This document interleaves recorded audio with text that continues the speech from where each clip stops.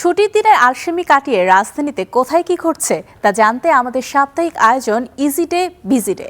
আন্তর্জাতিক মাতৃভাষা দিবস উপলক্ষে শহর জুড়ে চলছে নানা আয়োজন।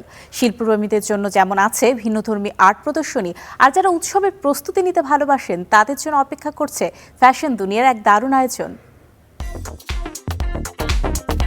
আজ ২১ ফেব্রুয়ারি মহান শহীদ দিবস ও আন্তর্জাতিক মাতৃভাষা দিবস উপলক্ষে বিশেষ অনুষ্ঠানের আয়োজন করে ছায়ানট।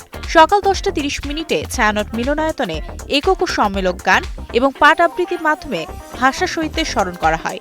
অনুষ্ঠানটি সকলের জন্য উন্মুক্ত থাকার পাশাপাশি ছায়ানটে ফেসবুক ও ইউটিউব চ্যানেলে সরাসরি সম্প্রচার করা হয়। কারণ বাজারের প্রথম আলো ভবনে চলছে এক ব্যতিক্রমী আর্ট প্রদর্শনী আলো।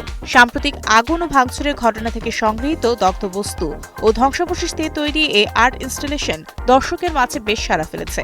ধ্বংসস্তূপ থেকে সৃজনশীলতার এই উপস্থাপনা এখন ঢাকার শিল্পমহলে আলোচনার কেন্দ্রে। ধানমন্ডির অলিয়াস প্রসেস দ্য ঢাকাতে শুরু হয়েছে সংকলন শীর্ষক প্রদর্শনী। গতকাল ২০ ফেব্রুয়ারি শুরু হয় এই আয়োজনে ভাষা আন্দোলনের পরবর্তী স্থানীয় প্রিন্ট মিডিয়া ও সাংস্কৃতিক মুদ্রণ ইতিহাসকে তুলে ধরা হয়েছে। প্রদর্শনীটি চলবে আগামী ২৮ ফেব্রুয়ারি পর্যন্ত। এদিকে ঈদ উল ফিতরকে সামনে রেখে তেজগাঁওয়ের আলোকিতে শুরু হয়েছে Eid fashion exhibition. Event management প্রতিষ্ঠান ভাস্টার আয়োজনে এই প্রদর্শনীতে দেশের জনপ্রিয় সব ফ্যাশন ব্র্যান্ডের পোশাক ও লাইফস্টাইল পণ্য প্রদর্শিত হচ্ছে। এই ছিল আমাদের আজকের বিনোদন ও সংস্কৃতির খবর।